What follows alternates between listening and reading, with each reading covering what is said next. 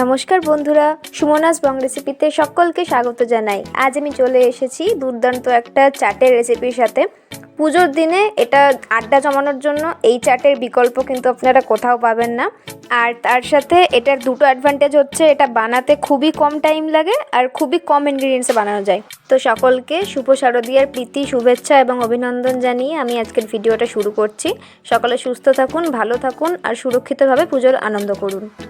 এখানে আমি একটা প্লেটে নিয়ে নিয়েছি দুটো ছোট ছোট সাইজের পেঁয়াজটাকে আমি একদম কুচি কুচি করে কেটে নিয়েছি।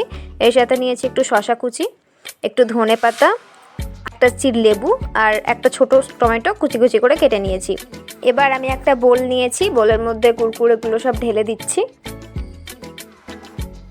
এরপরে আমি এর মধ্যে দিয়ে দিচ্ছি একে একে পেঁয়াজ কুচি, শসা কুচি, ধনে পাতা কুচি, টমেটো কুচি আর 1 টেবিল চামচ লেবুর রস। এখানে আমি যেহেতু স্লাইস ব্যবহার করেছি, আপনারা চাইলে এরকম এক চিড় লেবুকে নিয়ে সেটা রসও ইউজ করতে পারেন।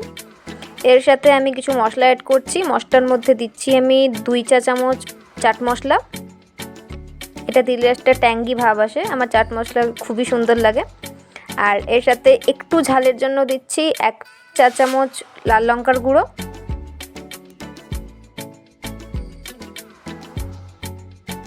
আর খুবই সামান্য পরিমাণে বিট লবণটা দিচ্ছি কারণ যেই সমস্ত সবজিগুলো দিয়েছি অর্থাৎ পেঁয়াজ, শসা, টমেটো, সেগুলোর জন্য একটু লবণ দিচ্ছি। তবে বেশি লবণ দেবেন না, কারণ কুরকুরের মধ্যেও কিছুটা লবণ আছে এবং এটা যথেষ্টই মশলাদার, তো বেশি মশলা অ্যাড করারও দরকার নেই। এবারে আমি চামচের সাহায্যে সব কিছু একসাথে খুব ভালো করে ওপর নিচ করে মিশিয়ে নিচ্ছি। তৈরি হয়ে গেছে আমার চটপটা কুরকুরের চাট। এটা আমি যতবারই দেখি আমার ততবারই খেতে ইচ্ছে হয়। এটা আমার খুবই পছন্দের একটা আইটেম। যে কোনো আড্ডা বা হালকা খিদে দুটোর জন্যই এটা একটা পারফেক্ট চয়েস। তো এই ছিল আমার আজকের রেসিপি। আপনারা আমাকে কমেন্টে জানান আপনাদের এই চাটের রেসিপিটা কেমন লেগেছে। আর যদি ভিডিওটা ভালো লাগে তবে লাইক করুন এবং শেয়ার করুন। আর এই ধরনের ভিডিওর আপডেট সবার আগে পেতে আমার চ্যানেলটিকে সাবস্ক্রাইব করে পাশে থাকা বেল আইকনটি প্রেস করুন এবং অল নোটিফিকেশানটি অন করে দিন। দেখা হচ্ছে পরের ভিডিওতে। Till then, tata.